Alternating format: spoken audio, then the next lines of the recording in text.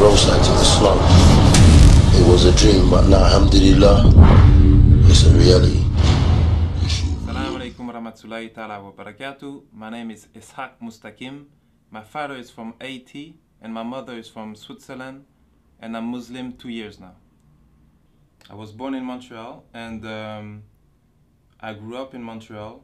When I was a young kid, I was really good in school. Like my mom, I'm sure my mom had like high hope in me because I was his first kid, and I was a really good kid, really good grades in school and everything. Everything changed while I was looking for happiness.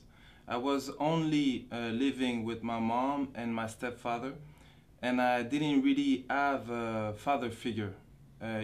My stepfather was not a father figure, and my dad was not in my life. So I ended up being raised by the street.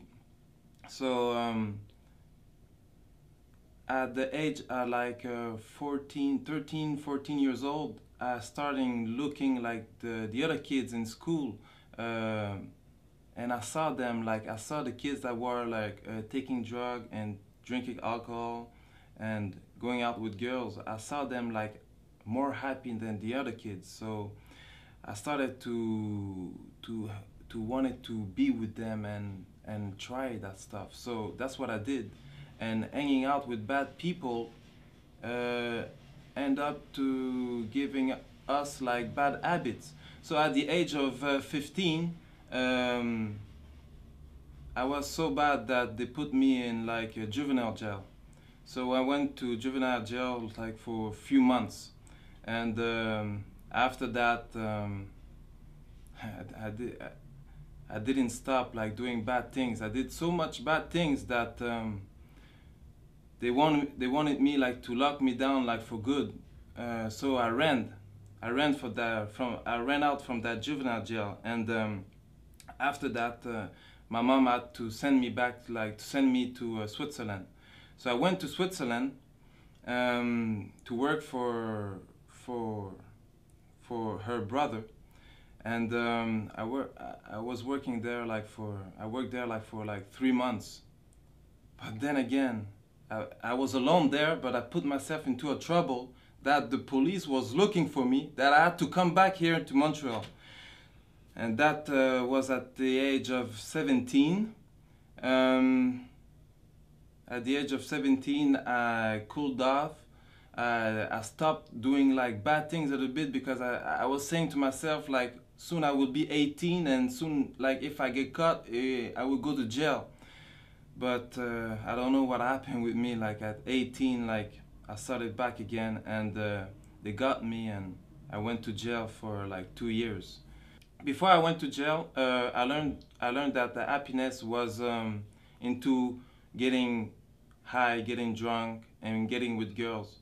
But in jail, because jail is the school of crime, I learned that the happiness was into getting a lot of material thing, a lot of money. And 2 years in that jail made me have a criminal mind. I didn't have a really criminal mind before, but that 2 years, like that's what it did. And I was Christian before, and I was Christian, but I was not praying.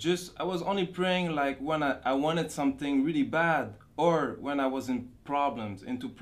And that jail time was for me a problem. So I started reading the Bible and praying a little bit. And I don't know why, like somebody that I wasn't speaking with, he wasn't around like who I was hanging with. He just came and gave me the Quran, and he told me to read it. But at that time, like I was reading the Bible, and the Quran was not written the same way, so it didn't like touch me. So I just like give it back. After, when I got out from jail, I started my mission to get money. When I got out of jail when I got out of jail is then when I started chasing the money. getting after the money. And because I had no school, and the fastest way to get money was a criminal way, that's the way I went. And in every type of way to make money, any type of like bad thing you can think, I was in it, because really my plan was getting money. And I lived like, I don't know if it's a good thing, or if some people would say it's a good thing, some people would say it's a curse, because in my life, like, I achieved like most of my goals that I wanted. And for 10 years, like, I lived that life of like luxury, that life of power and respect. So because when I say this, like, people don't really understand, so I have to make a little bit like of explain a little bit. Like when when I say like I had the things that most people, young and older, they would like to have, that I had in my life, they don't really understand, because everybody has his own perspective on like what is luxurious.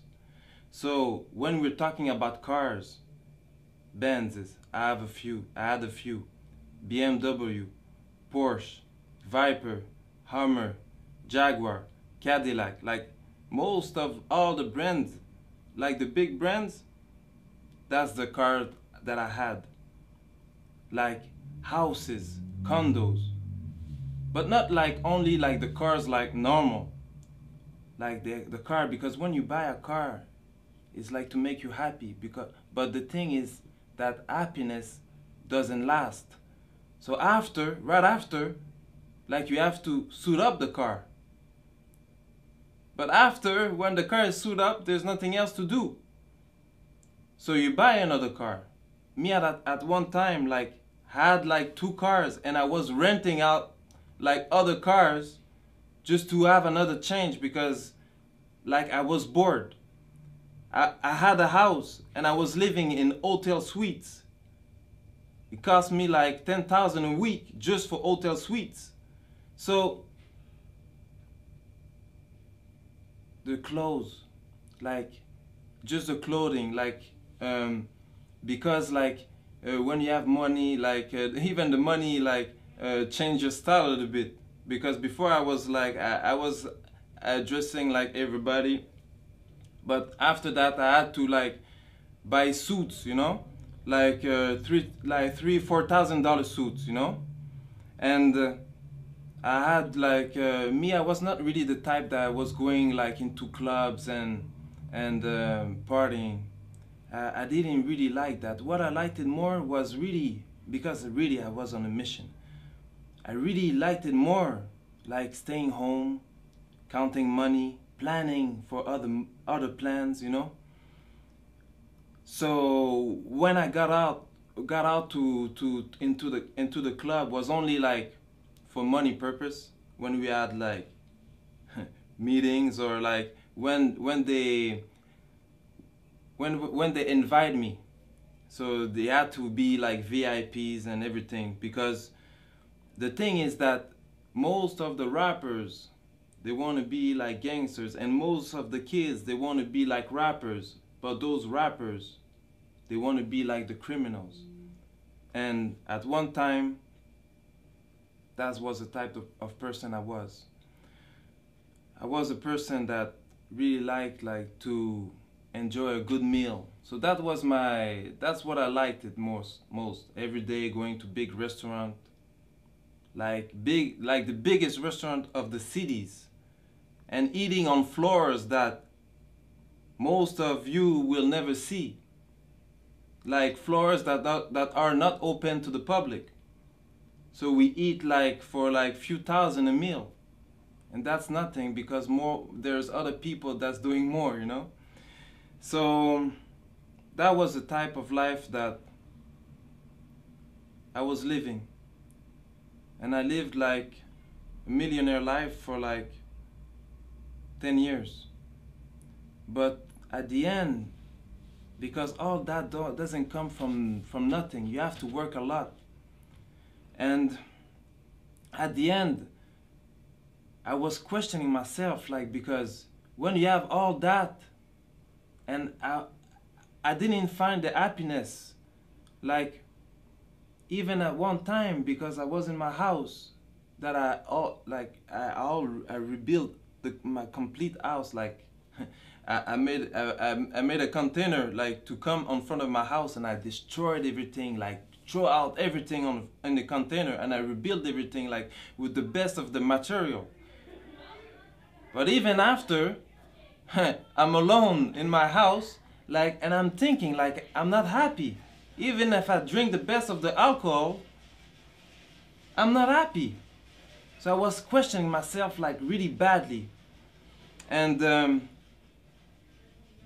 it's then when sometime, like, you go into, like, little, like, what we can call, like, depression, because you're questioning yourself so much. And at the same time, like, because when you live that kind of life, it can't be good forever. So after 10 years, I got caught for a little thing, and I had a sentence of 11 months. So I went to jail for a few months, 9 months, and because I didn't, like, you don't do, like, the full sentence, like, I went to jail for 9 months. So there, because of my criminal file, like, they put me, like, in a certain area, like the maximum. And at that time, like, they put me, like, even, like, if I had, like, a good life, there's always, like, you always want more. So there's, like, always, I was looking up to other people still, you know. So, and they put me, like, in a wing with, like, those kind of people that had even more money, that was spending even more money. Like, they were talking, like, a lot of money. So it's not like anybody, like, we're talking just like that and you believe, like, you can read it in the newspaper when something happened, like, it's in the newspaper. So and they were talking about me like that. Even them, they were not happy. Even them, like, they wanted to change.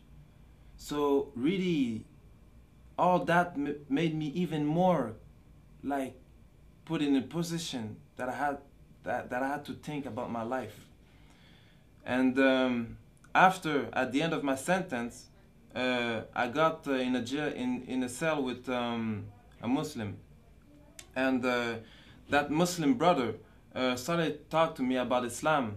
And really, now I was, like, because I was already questioning myself, so I was really interested about what he was saying, and what is a good thing for him, but a bad thing for me. He got released, but he told me he would send me the Quran, but maybe something happened, because he never did. Like, no, I don't know if he never did, but I never received it. So after I got released, and I went back to my same life, you know, and I forgot everything about God, because when you know more into problems and you're not a Muslim, as soon as things go good, like, you forgot God again. And while I was, like, doing my life, I met up with a woman, and that woman, she was Muslim, and her mom, she told me that I should look up into Islam. And it's then that I started doing my own research. So I was reading, like, books, and I read the Quran, and I was really surprised to find that in the Quran that they had, like, the same prophet that there was in the Bible. Even at a point that I didn't understood how Muslim will understand the Quran, because in the Bible they have, like, the beginning of the story, and the Quran just completed it. So and I started to do my own research, like even like a lot. I was researching, and the only problem that I end up having is like that, because as a Christian you have to believe that Jesus is the Son of God, and if you don't believe this, you go to hell, and if you believe it, you go to paradise. And I didn't want it to go to hell for nothing. Like it had to be the true religion, so I had to really make some research. And alhamdulillah, I found that Islam was the truth, and I made my shahada. So right after I took my shahada, 3 days after, my mom called me and told me that the police was looking for me. So I went to see my lawyers, and they told me that I should give myself tin. So I went and I gave myself tin, but for the first time, it was the first time I went into jail as a Muslim. I'm here with my client Isaac, or known as Isaac Mushtakim, who is charged in Montreal with various offenses, particularly fraud, forgery, the use of forged documents. With regards to the fraud that my client is charged with, the amount of the fraud is $689,970.24. This would have occurred in the year of 2006 over a 3-month period between the months of May and September. But there's a different side to Isaac that we know and that we've come across. Since his arrest, since these events, Isaac has completely turned his life around. I mean, notwithstanding this criminal record, I mean, breaking and entering, conspiracy to commit a criminal act, robbery, assault, mischief, intentional impersonation, I mean, the list goes on and on. Notwithstanding all of this, this individual has completely changed himself. He is no longer the person that he was when he was younger. He's married. He had a tough life. I mean, he grew up on the street. He grew up a life of crime and violence. That's no longer the person he is. He's married. He's a contributing member of society. He has a stable job. We have letters of recommendation from his employers. He's found religion. He's converted to Islam, and he's very observant of that. He commits himself to do charity work on a purely volunteer basis. No one has asked him to do this, and these are all signs of someone that has seen the process, seen that crime is not a life that he has chosen, and he has clearly indicated that he wants to be a contributing member of society, and that what advice have you got to Muslims and non-Muslims regarding Islam? But because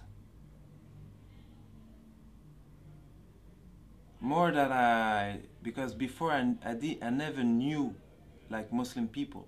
If there was Muslim people around me, I didn't know, because they never talked to me about Islam. I really think that there was no Muslim around me. But now that I'm a Muslim and I'm just like hanging out with Muslim and seeing Muslim, there's a thing that really like get me sad, you know? Is because me, before I used to like a lot of the tattoos, and on my head a tattoo get money. But more that I see little kids, like young kids, young Muslim, I realize that they have the same tattoo that I have, but not on their head. They have it on their heart, and they want to compromise their Islam for money, for like seriously stupidity. Like I don't, and that get me like really sad, that they don't know the value of what they really have. Because Islam gives me an happiness that everything that I had in my life, like all the money, the girls, because with a lot of money comes the girls, the money, the girls, the house, the condo, like all that life never give me a happiness that I have today. A happiness that lasts. And for the non-Muslim, seriously, before, like I didn't know nothing. For real, me, before, I will never thought I will be a Muslim. Never. Never. So seriously, like, what they're showing, like, in the media, because we all things like, we think like Muslim is like crazy people with beard that want to blow themselves up. Like, I don't understand. Like, what you see in the media is not the real thing. Really, if you want to learn something, you open the book and you read. And before, I used to not read, never read. But seriously, when you read about Islam, it's the best thing that you can learn. And even if you're not interested about changing your religion or getting a religion, at least just read it for like education. Just read it so you know what they're talking about. Why so much people are turning into Islam? Why? You have to question yourself, like, because everybody has a brain. Maybe you believe there's a God or not. I believe there's a God, and a God like give us a brain, and the brain is to think. So I just ask you to think by yourself. Don't think like don't just follow what the media gives you. Like, think by yourself and read. Like, read the Quran. There's translation of the Quran in French, in English, in all the language. So just read, try to really learn about Islam, and don't look what the Muslims are doing, because that's a lot of people say like, but I know a Muslim. A lot of Muslims, we're human beings and we all do mistakes, and there's a lot of Muslims that like there's only one Muslim, and that was a prophet that really like can live what the religion, the Prophet ﷺ, like that really like lived what the religion was teaching. But all the Muslims, most of the Muslims, even me, I'm